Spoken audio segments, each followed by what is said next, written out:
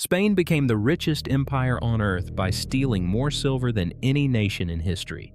Then they went bankrupt. Twice. Here's the thing nobody tells you about infinite money. It doesn't make you rich, it makes you stupid.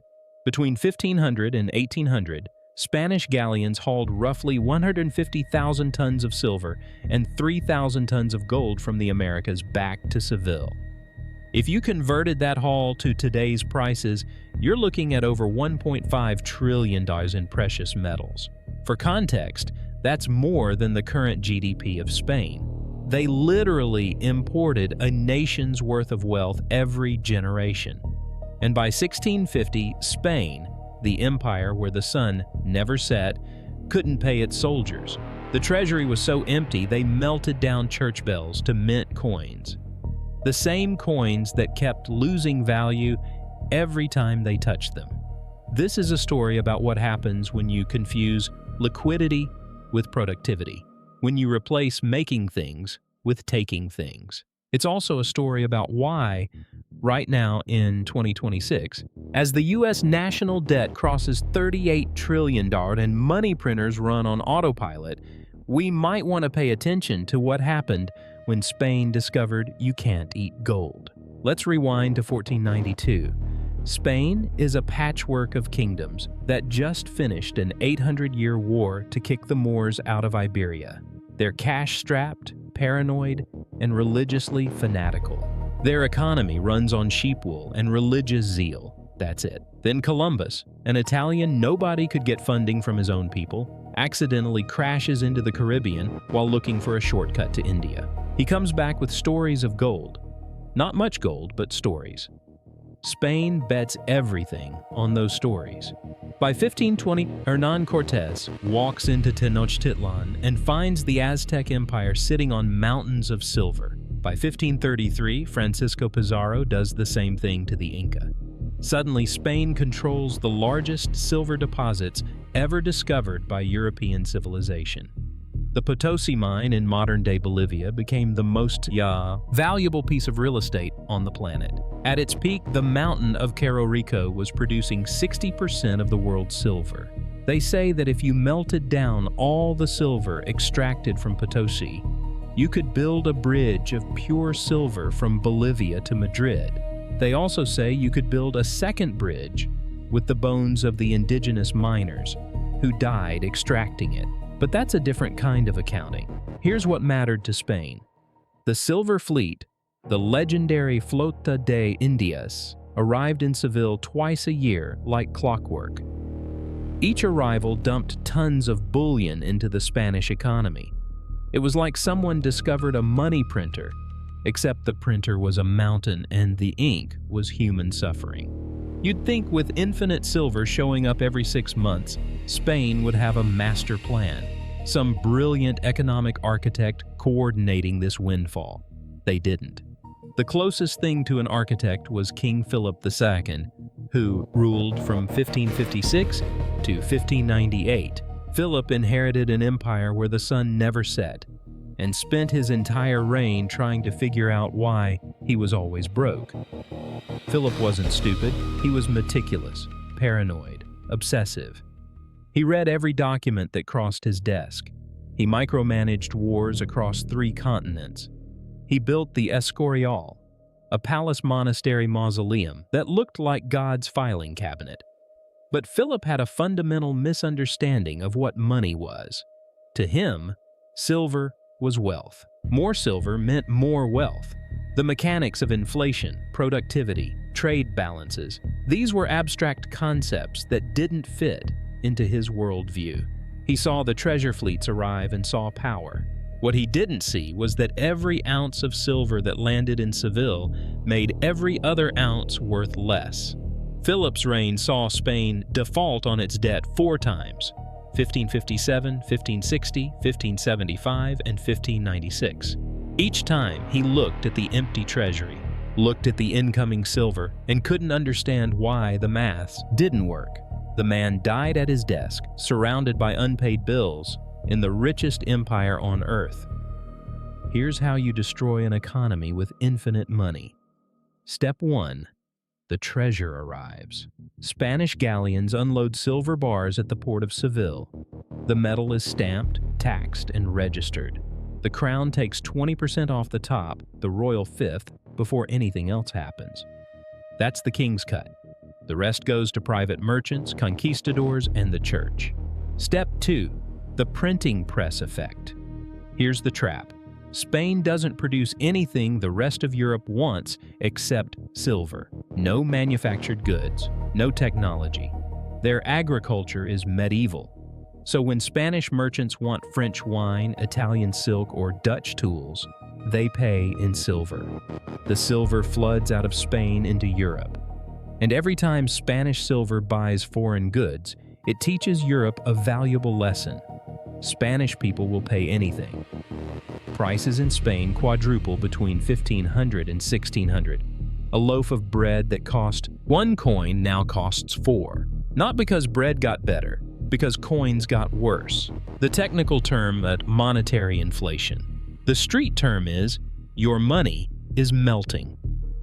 Step 3. The work disappears.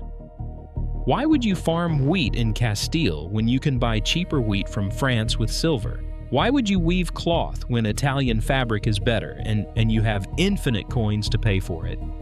Spanish craftsmen, farmers, and workers watched their industries collapse. Not because they were bad at their jobs, because their currency was too strong. They got priced out of their own economy. The empire became a middleman. Silver flowed in from America, flowed out to Europe. Spain kept the logistics and lost the production. Step 4. The interest trap. Philip II fought wars constantly against France, against England, against the Ottoman Empire, against Dutch rebels. Wars cost money, more money than even the Silver Fleet could provide in the short term. So Philip borrowed. He issued bonds called juros to Italian and German bankers. The interest rates were insane, sometimes 40% annually, but Philip could promise repayment in silver. The bankers believed in the silver. Here's the problem. The wars didn't generate profit. They generated debt, and debt grows exponentially. Silver grows linearly. Eventually, the math breaks. By 1575, Philip's debt payments consumed the entire royal fifth from the treasure fleet before it even landed. He was paying yesterday's debts with tomorrow's silver. He had invented deficit spending with commodities backing. Sound familiar? For about 50 years, nobody cared about the math because everyone was getting rich. Or at least everyone at the top was getting rich.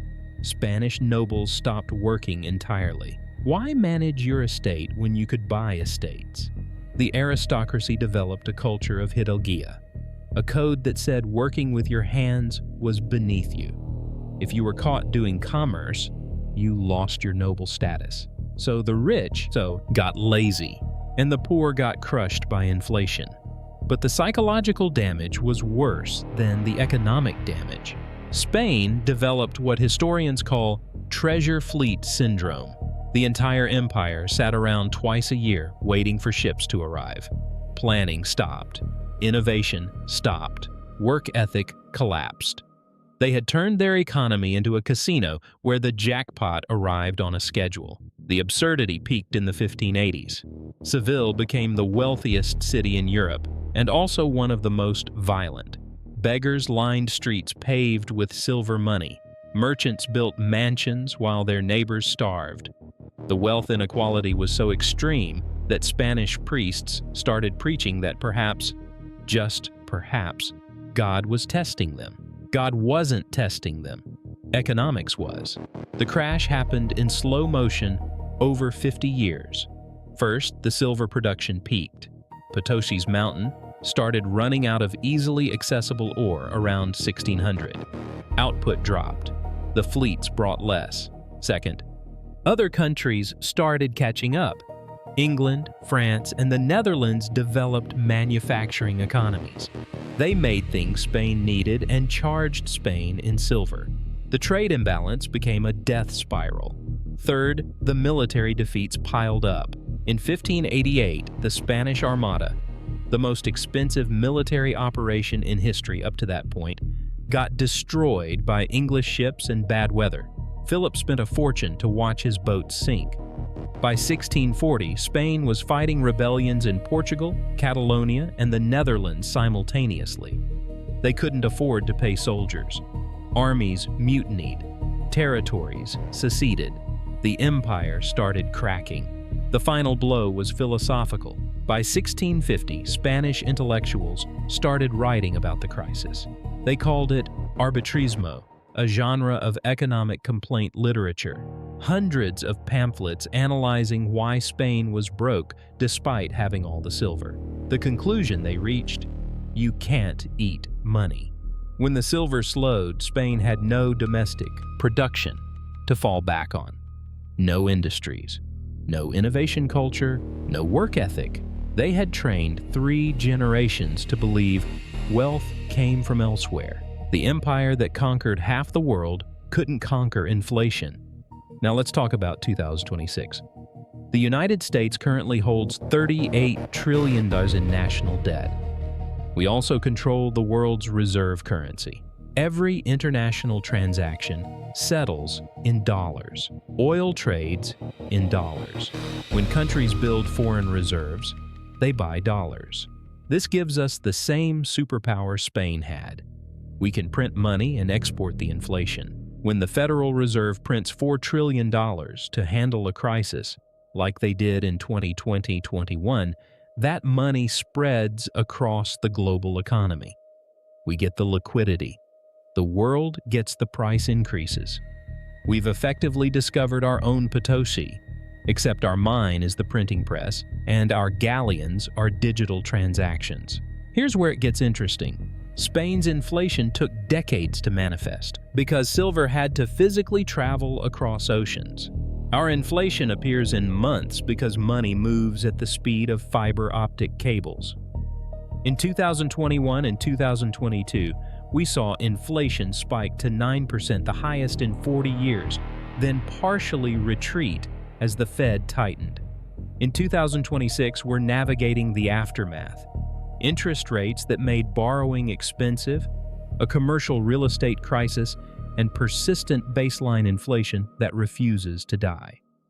We're also seeing the work disappearing effect. Why manufacture in America when we can buy cheaper goods from China? Why invest in infrastructure when we can financialize real estate? We've offshored production and kept consumption. That trade deficit, currently running around $800 billion annually, is our silver leaving the port. The psychological parallels are even sharper. We've developed our own version of treasure fleet syndrome. Every month, markets wait for Fed announcements like Spanish nobles waited for galleons. Will they cut rates? Will they print more? The entire economy holds its breath based on whether the money flow continues. And just like Spain, we're discovering that infinite liquidity doesn't create infinite wealth. It creates asset bubbles, housing prices that disconnect from incomes, stock valuations that disconnect from earnings, a wealth gap where the top 1% owns more than the bottom 90%. The difference is velocity. Spain took 150 years to collapse. We might be speed running the same crisis in 30. Here's the lesson Philip never learned. Money is a measuring stick, not the thing being measured. Having more measuring sticks doesn't make the room bigger. Spain had so much silver they forgot what silver was for. It was supposed to represent labor, goods, productivity. Instead, it became the product itself. They worshipped the symbol and ignored the reality. The tragedy is that Spain had everything needed to build a sustainable empire. They had educated bureaucrats. They had military technology. They had continental territories. But they chose extraction over creation. They chose infinite money over finite work. And when the money stopped, they had nothing. Right now, in 2026, we're running the same experiment with better technology and worse self-awareness. We've got modern monetary theory advocates saying debt doesn't matter. We've got meme stocks and NFT bubbles, teaching a generation that prices are whatever people agree they are. We've got a political system where both parties promise infinite spending with no pain. We're Spain in 1580, staring at the treasure fleet, convinced the silver will never run out. History doesn't repeat, but it absolutely rhymes. And right now, we're hearing a very familiar rhythm. If you want to understand what happens next, subscribe to Papermint. Because in the world of finance, there are no new disasters, only repetitions. And we're all just waiting for the ships to arrive.